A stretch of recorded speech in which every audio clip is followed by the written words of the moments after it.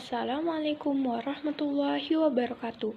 Saya Saskia Zahra Anita Putri dari kelas 8 Safiyah. Hari ini akan menyampaikan biografi kehidupan Nabi Muhammad SAW secara singkat. Nabi Muhammad SAW lahir pada 12 Rabiul Awal tahun Gajah di Mekah. Beliau merupakan putra dari Abdullah bin Abdul Muthalib yang berprofesi sebagai pedagang, sedangkan ibunya bernama Aminah binti Wahab. Dari garis keturunan sang ayah, beliau merupakan keturunan Bani Hashim, pihak yang bertanggung jawab atas pemeliharaan Ka'bah. Silsilah sang nabi juga sampai pada Nabi Ibrahim alaihissalam.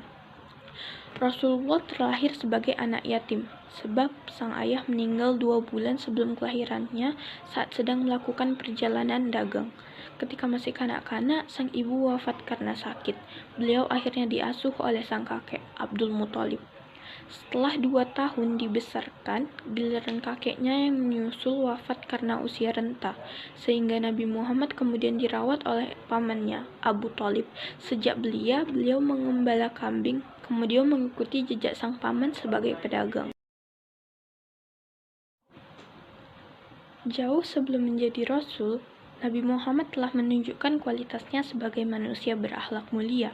Para penduduk Mekah menyematkan gelar Al-Amin atau orang yang dapat dipercaya atas kepribadiannya. Dalam buku manajemen bisnis syariah tulisan Ali Hasan, Nabi Muhammad digambarkan sangat baik dan jujur. Beliau selalu menepati janji dan mengantarkan barang dagangannya sesuai dengan kualitas yang diminta pelanggan.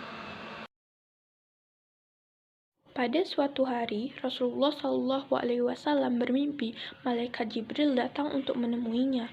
Beliau kemudian menyendiri di Gua Hira untuk merenung. Saat itulah malaikat Jibril datang menyampaikan wahyu Allah untuk Nabi Muhammad SAW. Wahyu tersebut tertera dalam surah Al-Alaq ayat 1-5 yang berbunyi, Bismillahirrahmanirrahim. Iqra bismi rabbikal ladzi khalaq. Khalaqal insana min 'alaq. Iqra wa rabbukal akram. Allazi 'allama bil qalam. 'Allamal insana ma lam ya'lam. Yang artinya, bacalah dengan menyebut nama Tuhanmu yang menciptakan. Dia telah menciptakan manusia dari segumpal darah. Bacalah dan Tuhanmulah yang maha mulia, yang mengajarkan manusia dengan pena. Dia mengajarkan manusia apa yang tidak diketahui. Peristiwa tersebut terjadi pada tanggal 17 Ramadan, 13 tahun sebelum Hijriah. Kala itu usia Nabi Muhammad 40 tahun. Sejak saat itu beliau mengemban misi untuk membawa kabar gembira, basiran, dan peringatan nadiran kepada umat manusia. Substansi ajaran yang disampaikan Nabi Muhammad SAW sangat bertentangan dengan yang selama ini dianut oleh masyarakatnya. Di kota Mekah memang ada sejumlah kecil pemeluk-pemeluk agama Kristen dan Yahudi. Namun secara umum bangsa Arab saat itu tidak memiliki agama tertentu kecuali penyembah berhala. Beliau paham betul dengan tantangan yang dihadapinya. Oleh sebab itu, pada mulanya Nabi Muhammad melakukan dakwah secara sembunyi-sembunyi kepada keluarga dan teman-teman dekatnya. Adapun para pengikut pertamanya, yakni istrinya Khadijah, Ummu Aiman, Ali bin Abu Thalib, Abu Bakar Asy-Siddiq, dan Zaid bin Haritsah. Seiring berjalannya waktu, pengikut Nabi makin bertambah jumlahnya. Akhirnya setelah 3 tahun Rasulullah diperintahkan untuk berdakwah secara terbuka. Sasaran dakwahnya kini bukan hanya kerabat-kerabat dekatnya saja, tetapi secara umum. Perintah tersebut ada di dalam Al-Quran surah Al-Hijr, yakni, maka sampaikanlah olehmu secara terang-terangan segala apa yang diperintahkan padamu, dan berpalinglah dari orang-orang yang musyrik. Quran surah Al-Hijr ayat 94.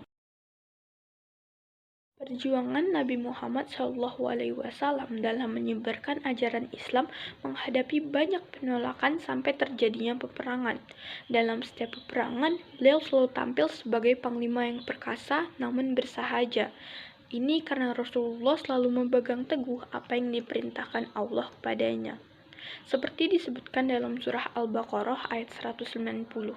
Dan perangilah di jalan Allah orang-orang yang memerangi kamu, tetapi jangan sampai kamu melampaui batas, karena sesungguhnya Allah tidak menyukai orang-orang yang melampaui batas. Perang Badar merupakan salah satu pertempuran terbesar yang terjadi pada 17 Ramadan 2 Hijriah.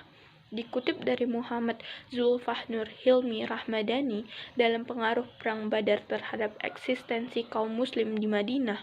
Setelah memenangkan umat Islam di Perang Badar, posisi Rasulullah semakin diperhitungkan dan sangat dihormati. Selain itu, ghanimah atau harta rampasan perang yang didapatkan juga dapat membantu sistem perekonomian kaum muslimin di Madinah.